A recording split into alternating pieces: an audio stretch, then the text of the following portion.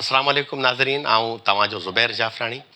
मुंहिंजो YouTube channel Zubair जाफ़राणी जे नाले सां उनखे सब्सक्राइब कंदे पंहिंजे दोस्तनि ते वंड करियो त जीअं सिंध जे तमामु नामवर शाइरनि जी शाइरी तव्हां ते पहुची सघे। सिंध जो हिकु तमामु बहितरीनु शाइर मोहतरम हफ़ीज़ कुंबर साहिब जिन जो हिकु शाहकार नज़म जंहिंजो उनवान आहे मावी कोलण, अवां सां वंड कजे थो। साईं हफ़ीज़ लिखनि था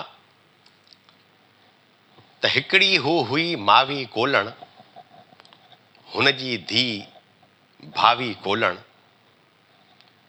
हुन जो मुड़ुसु धर्मशी हारी, हुन जो पुटु करमशी हारी, हुन जो पीउ हो खेतो हारी, हुन जो ॾाॾो नेतो हारी। सदियुनि खां जिन चुनरी साई धरतीअ खे पए पाराई, सदियुनि खां जिन चुनरी साई धरतीअ खे पए पाराई, धरतीअ जो जिन अंग ढकियो पए, धरतीअ जो जिन नंग रखियो पए। पर मावी जी हुई चोली फाटल ऐं भावी जी हुई पोती फाटल। हुन बनीअ में वण हुआ पोखिया, मुंद मलारियूं सावण पोखिया। हुन बनीअ में वण हुआ पोखिया, मुंद मलारियूं सावण पोखिया।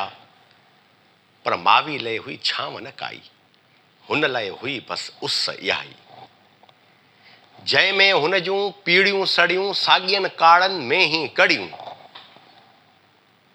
चेट कती को सुख न आंदो, चेट कती को सुख न आंदो, कणक लथी को सुख न आंदो, लाभारे कंहिं ढो न आंदो, फुटी हुन लाइ रओ न आंदो।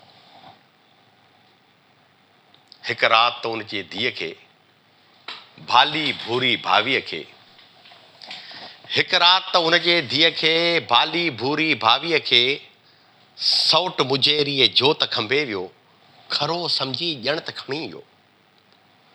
हुन खां हुन जी माउ खसे वियो, पीउ खसे वियो, भाउ खसे वियो।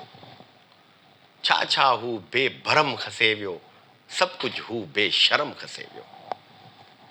भावीअ खे त बनाए भानू, हुन जो ज़ोरी धर्म खसे वियो।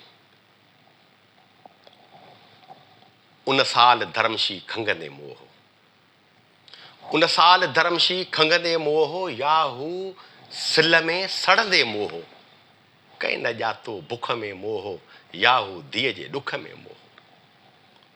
साॻीअ साल मुजेरी जहिड़े कारी नांग कखे हो मारियो, साॻी साल मुजेरी जहिड़े कारी नांग कखे हो मारियो। रईस वॾे इलाज बजाए उल्टो कर्ज़ कढी ॾेखारियो।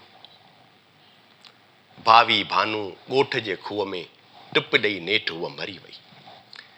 भावी भानू ॻोठ जे खूह में टिप ॾेई नेठि हूअ मरी वई। ॻोठ जे मुल्ला चयो भकंदे, कोलण खूह पलीत करे वई। हाणे मावी मथे उगाड़ी, उहा ई गन उहा ई कुआड़ी। हाणे मावी मथे उगाड़ी, उहा ई गन उहा ई कुआड़ी। रोज़ खेत वणनि सां मावी, खिलंदे खूब ॻाल्हियूं करे थी, खिलंदे का ओछगार ॾे थी। रोज़ रोए ऐं रड़े थी, दर्द जी दगंदड़ आवी कोलण, हारियाणी हुअ मावी कोलण, हारियाणी हुअ मावी कोलण, हारियाणी हुअ मावी कोलण। महिरबानी।